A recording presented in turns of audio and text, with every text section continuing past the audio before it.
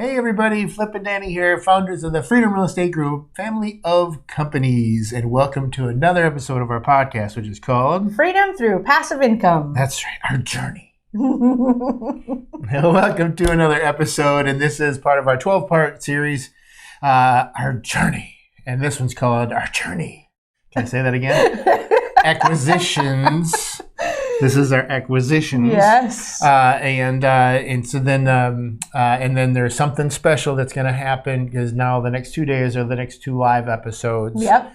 And then there's something special that's going to happen soon in the next couple of days, or you'll see. Anyway, but we still have two more episodes in this journey. Sorry. I love it. You're the one that titled it. Anyway, so this is our acquisitions episode. And again, we talked about starting out on cruise ships, and then, we went into art auctions, and then you did insurance and mortgage, and then we both went into real estate. And of course, we were realtors, which that sucked. And then we went into real estate investing, and we did mortgage assignments, short sales, sub two reps, seller financing, wholesaling, and then we discovered turnkey. And then we started turnkey. You're like, hey, let's start a renovations company. That sounds like fun. You know what? That wasn't fun enough. Let's start a property management company. So here we are, still licking our wounds from the property management company, and we had to. Again, our hand was forced. Yeah. We had to start an acquisitions company. Yes. So Flip was our acquisitions company. Hello. He was the one in charge of, buying all the properties. And he and I, we always talk and laugh about the fact that we had this kind of push-pull relationship of he's in charge of getting the properties, I'm in charge of getting the private money. And so he'd be like, Danny, I got a lot of properties. You need to go get more money. So I'd be, okay. And I'd be calling people and then I would make all those calls, and inevitably I'd be like, Flip, I got a lot of money. You need to buy more properties. And just to let you know, too, the amount of times that I told her that we needed more money, right? And the times that she told me that we need more properties, muy grande. And not only was it her, but also Tiffany. I'm looking at you, Tiffany. If you're listening, Tiffany, I'm looking at you. Anyway, so both of them would tag team, Flip, we need more properties. And so I'm like, Flip, we need more properties. Crap. He had nobody under him. It was Flip's sole responsibility. He was our entire acquisitions department. And so there was a time where you got all of your properties from wholesalers. Yep. So he built just great relationships with wholesalers out in the market who was going out and hunting down deals. As soon as they find a deal, they knew Flip would like it. They would text Flip and say, hey, Flip, I've got this deal under contract. Are you interested in it? He would do the evaluation and ultimately buy it. Now, rewind back to the episode where we talked about wholesaling, and about one of the things I said in there is that we found the 3 biggest buyers in Phoenix. Yes. So when we got something under contract, we had it sold by the time we drove home because we knew the 3 biggest buyers. Yes. I've got more money than I knew what to do with, and I'm one of the biggest buyers in this area. And I don't know how many of them, call me first. I'll buy it. I'm easy to work with. We'll close in 2 weeks. Just call me first. I still had to call them. Yes. I still had to call them and hunt them down and email them and text them. Do you have anything available? Oh, yeah, I do. Would you like to know? You want me to send them to you? Like, yes, I would like you to send those to me. I couldn't believe it. I called the contractors knuckleheads. These guys are true knuckleheads. And I just couldn't believe it. And it just got to a point then all of a sudden, hey, we need more properties. And I'm like, hey, do you got any properties? Nope, I don't have any. I'm working on some, though. I'll let you know. Oh boy, I heard that more than I can possibly tell you. Yep. And I called all my guys and we got nothing. And I'm like, okay, at this point, the well is dry. We need an acquisitions company. We need to start marketing ASAP. We need to go back to the roots of what we did back in the day.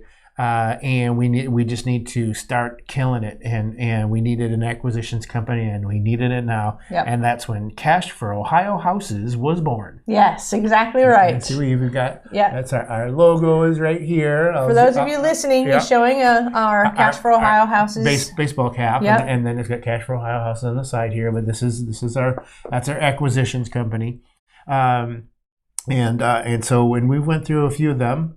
They're not as much of a character as the renovations people, but close. The team members that we hired. Yeah. They're close. Yeah, but they're not as crazy as the renovations people. Yeah, it was another tough business to build. Oh yeah. And it was just finding properties to buy is not the easiest thing to do in the world. It's you got to get, read a sales book, you got to be willing to take 100 no's or 99 no's to get the one yes. That is very much, and many times our acquisitions guys are sitting on the phone getting yelled at or cussed out because, people are upset that we sent them a letter to ask if they wanted to sell our house or whatever it is. And, I understand because there's a lot of people marketing to certain areas and certain types of houses, and people who don't want to sell probably just get irritated and they take it out on our guys. Yeah. So it's just not one of those positions that, if you're not in it and you're not driving and you don't understand the gig and the potential for the money that you can make in that gig, if you're really good at what you do, you can burn out pretty quick. Yep. And so that happened with a lot of our team members. There's a lot of burnout. Even though we attracted a lot of great people because we were the end buyer. We're like, you're going to come work for us? We're the end buyer. Yep. You don't have to find a property and figure out who to sell to. You're going to find the property and you're going to sell it to us. But it was a tough build. But now we've got a really, really great team. I would say that 2 of them are here in-house and the rest are in the Philippines, right? Yep. We've got, a lot of people just on the phones, and they're dialing. killing it. Yes, yeah. It's just a really, really amazing acquisition team. We're so incredibly proud of them. It's not an easy business to be in, and the market recently has been really, really tough to find inventory. So it's just, it's been a roller coaster ride for that company as well. Just not in the same challenging way as the renovation company and property management company. Right? Absolutely. Yeah. So a couple of things I wanted to point out or touch on that you had said is one of the guys actually that we had working with us at the time. This is a couple of years ago. He was getting really down, about not being able to get something under contract, you know, and so all of a sudden one day he walks into my office and he just had a smile from ear to ear. He's like, "I got it." And I'm like, "What?" He goes, "I found this book and I started reading it last night, and man, this thing is so amazing." I'm like, "What's it called?" He goes, "Just Go for the No."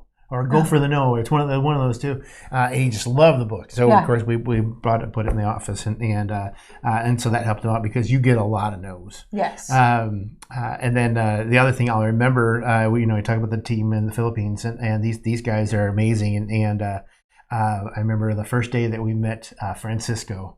Because his name is Cheese. That's how he goes, and it's CHIZ, not the normal.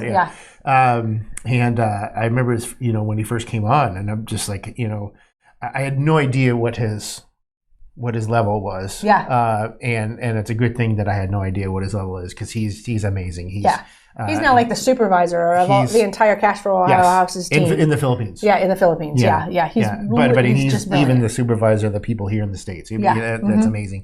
And now we even have a vice president of acquisitions. That's pretty impressive. Go Steve. So all right. So the pros, of course, we've got more control. Yep. And I put for the other pro that we relieved you. Oh man. Because I know how stressful it was for you to be manning this for this like the entire company for one person. And you to be, and me and Tiffany always going flip, me especially because I would be pretty hard on you, and I'm sorry. Yeah. Well, and now I'm the old guy. So back in my day, I did all the work myself, and you guys only bought how many properties? I did it by myself, and I did twice that many. Yeah. Get off my lawn. But the cons, building another company, and again that increased overhead. Yes. Again, it's yet another company we're throwing in there. Yes. So it was, and people at this point are laughing at us because we're building another company. Yes. Yeah. They're like, "You're crazy." But and again, our pocketbook's going, "I know, we're crazy." Yeah. But again, our hand was forced. Yes. We had to. Yeah. In order to keep the other ones going that we, put our sweat and tears into, and literal tears into, and the team, right? You can't let down the team. When you're somebody who takes the responsibility of employing other people and paying them, them, well, that takes it to a whole new level. You do not let them down, and they become priority over you and your sanity. And I meant to tell you that because I talked about cheese earlier. Yeah. Because it's Cash for Ohio Houses is the name of the company, but we call it C4OH. Yep. That's our lingo here in the office, and so I always used to tease them and say that cheese put the C in C4OH. Yes, he loves that. It's not. I'm not teasing. I'm not teasing. He is the heart and soul. I swear. He is. All right. So we've got our 5. Are you ready? Yes. Risk tolerance. Not as bad as the other companies. Agreed. They're still a little, but not as bad. Yep. Time availability. 24/7. Yep. Knowledge. You got real estate knowledge. Yep. Inner circle. Not so bad. Yeah, I agree. Yeah, not so bad. Access to capital. Just to run the company. Yeah. Well, because they don't have to buy anything. Yeah. They just have to get it under contract. Yeah. And actually, there's really not much. There wasn't too much overhead. There is, but it wasn't too bad because we're paying them based upon what they're on what they did. So. Yes. Yeah. We've changed that structure a little bit. So, yeah, we have now. Agreed. You can structure things based on where you're at in the stage of your company, and I think that's an important lesson, to always learn. Yep. That where you're at, just create the win-win. Whatever's going to work for you as you're building and as you're growing. Every company we have done that way, and we only hired somebody when we could afford to, knowing even if we were going to have to lose some money in order to afford to bring on that person. So just be very strategic about how you build. So I'm super excited. So that's our acquisitions episode. Yay! That was company number 4 that we built. Because it was Freedom, the turnkey company, then renovations, then property management, and then acquisitions. A realty group. Oh, this was 5. The brokerage is in there. So this is number 5 that we built. Okay, so you've heard the story of how we built these first 5 companies and why, what the pros and cons were, and then we went through the 5 things that we say, factor these into your decisions so that we can help you take you on our journey from the very start to where we're going to take you in these last 2 episodes so that you can not have to experience everything we had to. And you can start making some decisions of, okay, I like what they said here. I didn't like what they said here. I think I want to explore this area. And once you can answer that question, we're going to start taking each and every one of you down a certain path to help you achieve the goals or learn more about that particular investment opportunity that you want to be involved in. So I'm super excited. And so our the next 2 episodes are live episodes. So we've got a surprise coming, right? Yep. And then our next episode in our journey. Yep, our last 2 episodes, it's going to start on Saturdays, our episode 11, and Sunday is episode 12. And that's going to finalize this journey. Thank you for enduring some longer episodes than normal. But we've enjoyed kind of taking you from the very beginning all the way here. And we are grateful for the fact that a Facebook, kind of post brought this idea to light because it gave us 12 fun episodes to do. That's right.